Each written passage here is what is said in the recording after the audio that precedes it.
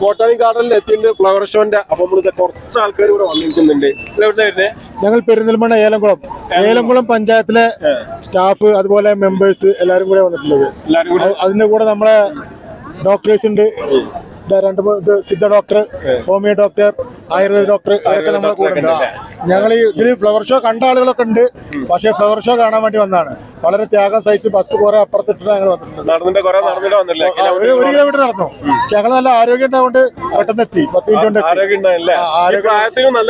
അല്ല, ഇവർക്ക് പ്രായം പറയാൻ അത്രയധികം പ്രായമില്ല.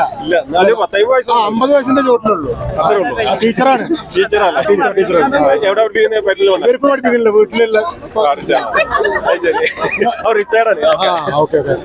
എന്നാലും നല്ലൊരു അനുഭവമാണിത്.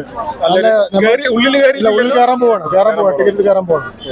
ഓക്കെ, എന്തായാലും നമുക്ക് ഇങ്ങനെ ഓപ്പർച്യൂണിറ്റി തന്നെ. നിങ്ങൾക്ക് എന്തായാലും ഡോക്ടർക്ക് എന്താണ് പറയാനുള്ളത്? ഇല്ല, ഫസ്റ്റ് ടൈം വരുന്നതല്ല, ഇതിന് മുമ്പ് വന്നിട്ടുണ്ട്. ഒരു ഗ്രൂപ്പായിട്ട് വരുമ്പോൾ ഉള്ളൊരു സന്തോഷം. നല്ല ക്ലൈമറ്റ്. അതെ അതെ. ഊട്ടി നമ്മളിപ്പോ യൂഷ്വൽ റൂട്ടില് മോശനഗുരിയോട് വലിയ ബസ് വരാൻ ചെറുത്തിന്റെ മുകളിൽ ബുദ്ധിമുട്ടാണ്. 36,000 ഉണ്ട്. തൊപ്പക്കാട് ചുരം കയറി വരാൻ ഞങ്ങളതിന് കാറിൽ കയറി വരാറുണ്ട്. ഉള്ളിലേക്ക് കടക്കാനുള്ള എല്ലാരും എൻജോയ് ചെയ്യുന്ന പരിപാടി. ജീവിതത്തിൽ നമ്മൾ ഇങ്ങനെ കിട്ടുന്ന അവസരങ്ങളൊക്കെ ഉപയോഗപ്പെടുത്തുക അല്ലെ. നമുക്ക് കുറഞ്ഞ കാലത്തിൽ ഇവിടെ ജീവിച്ചു പോകണല്ലോ. ആരോഗ്യത്തിൽ അതെ അതെ, നല്ല നല്ല സംഭവങ്ങൾ ആസ്വദിക്കുക. എല്ലാരും ചേർന്ന് മലപ്പുറം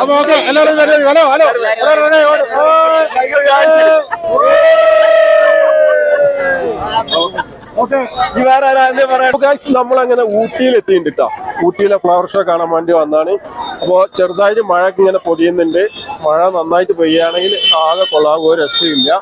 ഇതായാലും നല്ല ക്രൗഡാണ്, നല്ല തിരക്കാണ്. വേണ്ടില്ല, ടിക്കറ്റ് കൗണ്ടറിൻ്റെ ഒക്കെ ഭയങ്കര ക്യൂ ആണ്. അപ്പോൾ നമുക്ക് എന്തായാലും ഊട്ടിയിലെ ആ ഒരു ഫ്ലവർ ഷോ നമുക്ക് കാണാം. അപ്പോൾ നമുക്ക് ഉള്ളിലേക്ക് പോവാം.